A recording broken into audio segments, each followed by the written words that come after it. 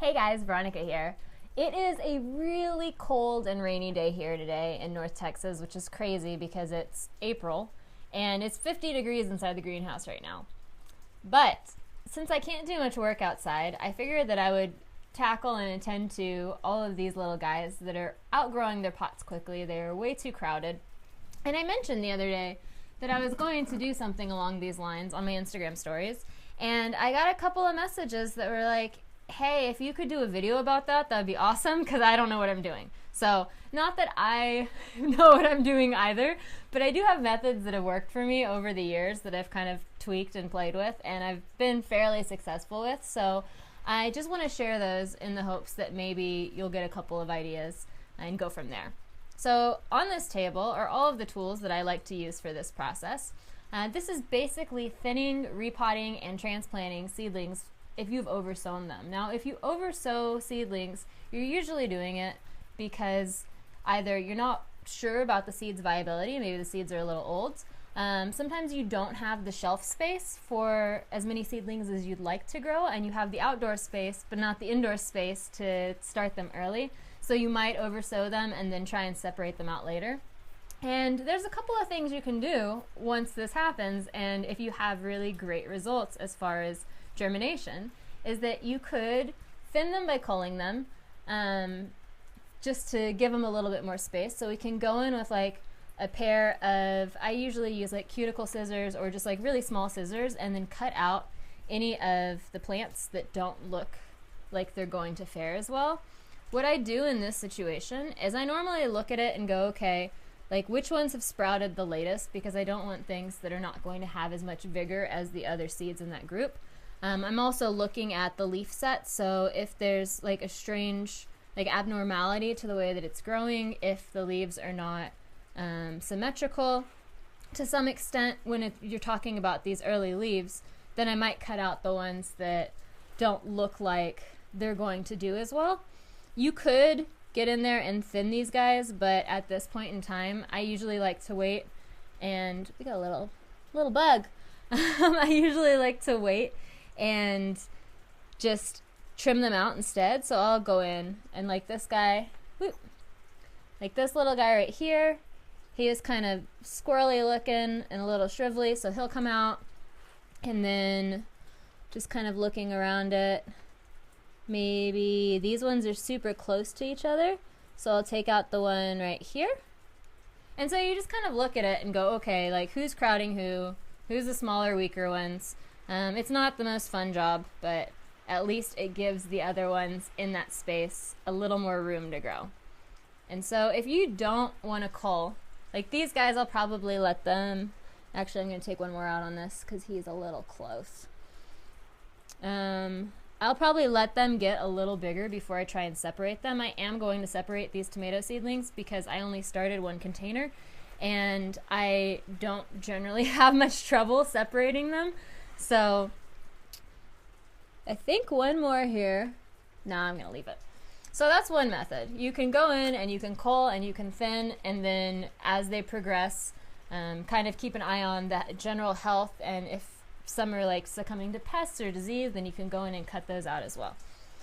The other thing that I do is I always cut them when I do that, by the way. I don't ever pull them. I don't like upsetting the root zone, and so I try to do that as minimally as possible. The other methods I'm going to show may not actually reflect that, but there's just a variety of things that I do if I'm not going to thin that I wouldn't otherwise do if I were thinning. So just keep that in mind.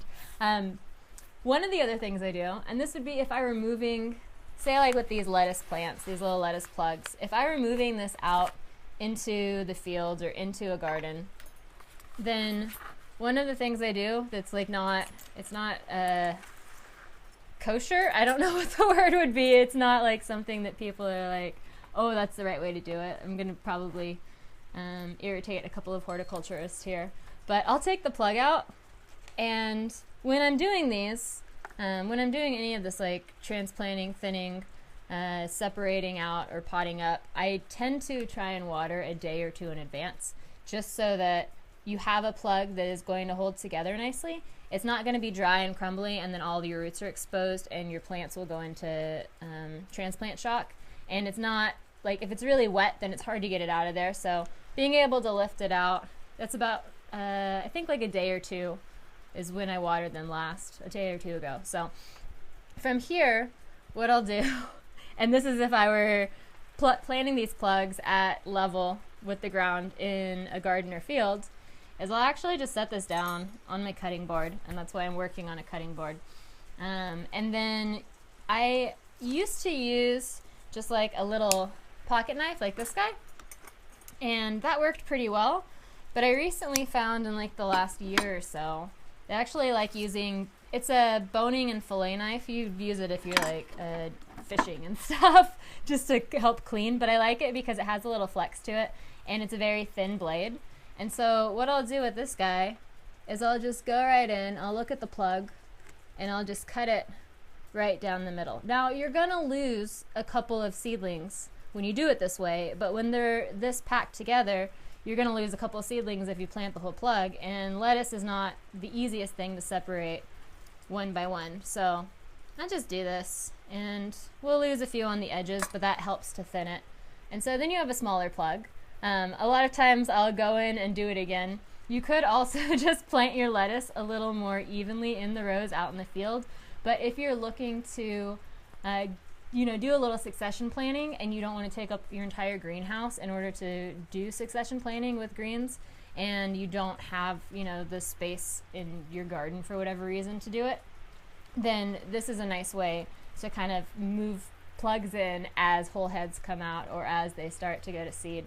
And yeah, these guys will just go in there really nice, and then from there they'll kind of start to crowd each other, and then pop a few more off, and eventually you'll have a couple of nice heads of lettuce in that space. But it won't be like plugging in each little seedling. So you cut up the roots a little on those guys, but you need to thin them anyway because they're so crowded. So I'm not super worried about that. And those guys will go out probably tomorrow, so they should be okay in this pot until then. So that's how I would do something like lettuce. I might do the same for this chard. One of the things I will mention is that it's kind of important to look at the root base on these. That's why I grow some things in clear containers, is so that I can see the roots and how they're progressing. And then also, as a byproduct of not watering super recently, you can see too the roots were coming through here, is that then you can pull out the whole plant, the whole collection of plants, and kind of see what's going on. And so with these guys, because the roots are going all the way to the bottom now, I'd probably do the same thing. When I go to plant them out in my garden, I'm just going to break this into pieces or cut it apart. You can, get into these edges. Let's see if I can show you this. This is where I like to use my spork. You could use a fork, you can use a spoon, you probably could use a knife, but I like to use my spork here and kind of pull these guys away. So I'll pull a couple away from the edge and then try and get the roots all the way to the bottom. And you can see right there you have most of the roots. I mean, there's probably a few like little feeder roots on the side that got pulled apart, but this is Swiss chard, it's pretty hardy. So, kind of think of how tender that plant is and how resilient it is when you start doing this sort of stuff. I could also go in and just like thin out some on here, but I think I'm going to try and pull as many apart as I can, because I'm probably going to lose as many plants either way, and at least this way I have a higher, or at least I think I have a higher chance of survival by putting these little plugs in the ground, or in the row or throughout the gardens wherever I have spaces. And I tend to do that kind of cutting and separation predominantly with leafy greens that are vigorous growers that generally seem happier if you germinate a lot of them in the same container than just a couple. At least they're easier to keep watered, but things that are like just fairly quick growers and will transplant fairly well. I wouldn't do it, with trying to think what I wouldn't do with. Probably like tomatoes and peppers and stuff like that. It doesn't make sense to me to mess with the root zones as much. But with these guys at least, if you catch them young enough, like at this stage where they have, they're getting their second sets of leaves, or they're really just starting to fill out and crowd each other, then you're actually going to end up with a much healthier and happier seedling if you separate them at that age. So another thing I really like as far as tools go is this little guy. That's also a fairly new discovery for me, but I kind of just go digging through my kitchen for tools a lot. And so this is a fondue fork. If you go to the thrift store, it is pretty easy to find in like the utensil bin, and it's usually like a quarter or 50 cents, if that. I have a ton of them, but we never use them because, like, who does fondue these days except for really cool people that should invite me over for fondue. And so I'll use the fondue fork to lift individual seedlings. And I'm going to see, actually I'm going to do it with this borage here. So I have a couple of borage seedlings in this pot. Again, we're going to check to see what the roots are doing. Hopefully it doesn't fall apart in the process. This is not usually something I would film, but yeah, you can see we have roots developed, because usually this is like a huge mess. And so I'll put it back inside of its pot to do this part of the process. Well, yeah, we're going to lose a few base roots on these, but I want these in separate pots. I want them to keep growing in here. They're going to move out with my tomatoes. And my tomatoes, as you saw, wherever I put that little guy, like, they're really small right now. So these guys need to kind of wait it out until the tomatoes are ready to go. Our soil temperature, I just tested it this morning out in the field. It is still under 60 degrees, so we are probably a week out at least in order to get stuff out there. So this is what we're doing in the meantime. I used to use my spork to do this, but I really like using the pick because this V-shape, it gets under the seedling. Wait, I'll just show you because it's much easier to show you than explain to you. So it gets under the seedling, and what I'll do here is I'll just push it down into the soil, and I kind of get further down in there than you think you would, just to loosen it, and I'll loosen it from a few sides. And this is why I used to use my spork, was so I could scoop it. And then I'll hold the soil while I pull it out, and then you get it out. And you can see there's roots there that are attached still. It may not have all of those base roots, but it's young enough that it can recover and continue growing in this pot. So then I'll take the pot I'm transplanting it into. I'll make just a little divot with my spoon. I've pre-watered the compost that I'm moving plants into, because the best way to prevent transplant shock is by not creating those conditions in the first place. So aside from the weather being kind of dreadful right now, I'm going to do everything I can to make these plants think that they haven't moved an inch and that they just have more space.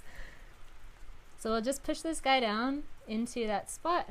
And I'm not going to push it too hard because I want the roots to be able to get down into that compost, but I'll kind of press it at the top. And so then I'll transplant all these little borage plants just like that. You can also do it, I do it with the spoon or with the spork. Sometimes it's easier if there's a lot of roots, or if it has like a slightly more fragile root zone, just because you can move a little more of the medium. And then I'll probably leave the biggest one in this pot because it doesn't make sense to do work if you don't need to. Let's see if we can scoop this guy out with the spork. Whoop. So yeah, he lost a little bit of roots too. But he still has some good taproot, a little bit of feeder roots. Like, it'll be fine. Plants are resilient. Be like plants. They're just the most resilient things. That's why I love working with them, because they're just like, we can recover and keep going no matter what obstacles you throw at us, even if you're ripping us out from our home and then putting us in a new home and then putting us in another home. It sounds familiar. That's basically what I do. So what else do we have here? I'm going to move the borage because we don't really need a pot up more than 2 of them right now, and I'll do the rest off camera. I'm trying to think. There's other tools I have sitting here. Sometimes I'll use my long handle iced teaspoon instead of the spork spoon, just because it has a narrower neck and a thinner bowl. It really depends on what plant I'm working with and what it needs. This is caraway, And I'm gonna move these actually into 6-packs. I could just leave them in a group, and there's absolutely nothing wrong with planting like this entire thing straight in the ground. I've done it for years as well.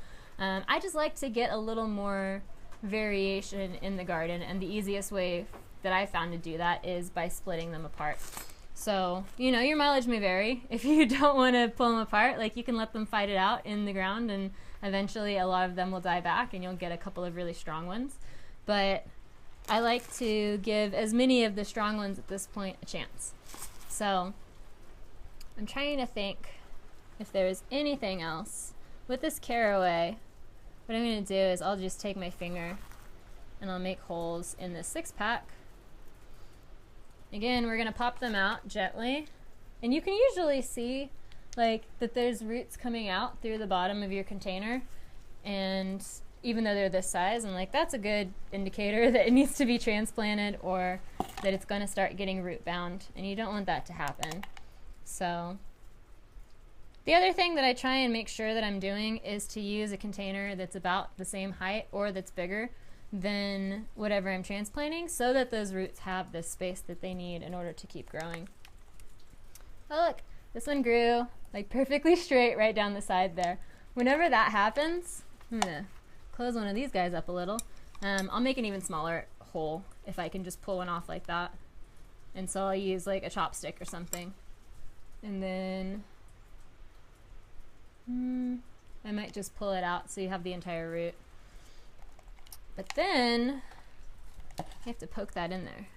So I use the other end of the chopstick and just kind of push those roots down. I don't do like single plant transplants like that very often because I find it to be really tedious. I'd rather do a group and then from there select based on which ones are behaving the strongest. You could also, if you're going to do single plant transplants, one of the things that you could do is to not even fill these with your medium and to like drop it in first and then put the medium around it. I just think this is a much simpler way, is to put the whatever you're pulling out into that medium so that it already has a spot to go. But this is another one. The caraway is another one that I would do with the fondue fork. I just love using it because you get a really accurate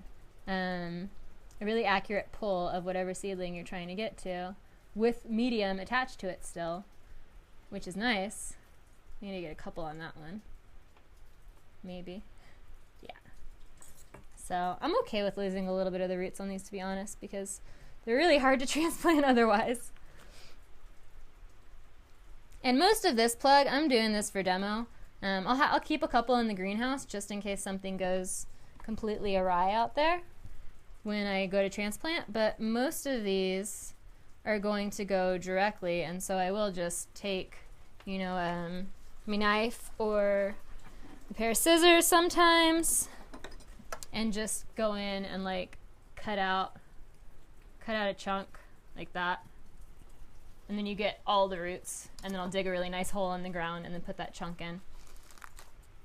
And so in that sort of case, what you'd need to do is make a little more space in here for him. And so you're really just looking to not disturb the roots as much as possible at least the top part of the plant. I found that like when I disturb the bottom part of the roots, it's not as huge of a deal, at least with like herbs, greens, some vegetables. It's when you disturb it like right at the soil line or you plant it at the wrong depth that's when you start running into problems. So, you know, just kind of observe like, how is this growing? Where is the seedling sticking up through the ground? And then respond accordingly when you go to transplant them into a little pot. But so, see these guys, they look nice and happy, and then I'll just keep an eye on them. I probably won't water them today because the medium was already wet. This is pretty wet. They're basically the same level of moisture. I really like the fondue fork for basil. Put you guys in there because I can pop out, you know, one or two at a time without it being a huge dealio. What did I do to you guys? Yeah, so I'll get like, let's see, I'll get like 3 or 4. And so you can use that if you don't want to use a knife to kind of just like pull the seedlings apart, get a nice little patch of them, like so. And then from there, you can put that in the garden. You could put it in a 6-pack if you wanted to. You could put it in a pot on your windowsill. Just give them a little more space with a lot more soil around them. These guys are actually going to go straight into the garden, so I'm just going to push them back together. And the only ones that I don't do transplanting into pots, at least out of this group, are these leeks. And so I'll do an entire, a couple of little trays of leeks to, again, succession plant. And this is the only way that I can manage to succession plant. And it's not something I've had to worry about before because I've always had great produce at my disposal, and now living where I'm living, and the produce is just like total garbage, to be honest. Like, it's not good. At least in the winter, it hasn't been good. So my response to that is to try and grow as much of my own food as possible instead of just running to the farmer's market when I want lettuce or when I want, leeks or basil or whatever. And so with these guys, that's the wrong tool. These I will use my forceps for. These are like plating tweezers that you'd use in a fancy kitchen. I don't make that fancy of food very often, so I use them for things like leeks, and I try and get on both sides of the one I'm pulling and just grab the soil with it. I work from the outside in to do that, but I'm going to just grab one here in the middle to show you because he's separated. And so then you can get the root. And there's a new little seedling attached to him. But then I can get this entire root. And then from there, what I would do to transplant this leek into the garden, not into 6-packs because I don't have space for however many 6-packs that would be, is I would go out there with a chopstick or maybe with my dibbler, but probably a chopstick if I'm transplanting them this small, and just push it in there. And then I like to stick a funnel in there to kind of keep the hole open and guide the root. And so then I'll drop the root in. Drop the root into that funnel, and then I will pull the funnel out, and it kind of, well, these leeks are still a little curved, but it kind of helps collapse the soil around the right part of the root. There we go. So that it's planted more at the right depth, and it doesn't, close in. I guess you could just drop it in straight too, but I found that this, I don't know, it helps hold the soil open when you're doing it outside. So just a weird little tip. The other one that I really need to transplant are these hibiscus. They do not like getting root bound at all, and I'm starting to see the roots at the base of it, so I don't want that happening. So what I'll do with these guys is, let's see, what tool am I going to use? Maybe the spork. I'm always between the spork and the fondue fork because I just feel like having a couple of tines and like a grippy neck is the way to go with this, but I'll just scoop him out with the spork. Again, getting down into, because these are far enough away from each other, I can get a little more medium with it. Getting down in there, you do not get watered as recently as everyone else. And trying to get those roots out intact. I mean, sometimes you have to kind of just hold them together. And then grab a container. And so I'll make a little hole for this guy. I love that I have all these tools out here and I'm still like just clawing at it. So I'll make a little hole for this guy and then try and get him in without losing all of the surrounding soil. And get him in at exactly the same depth as he was in that other container, or it might not be as happy.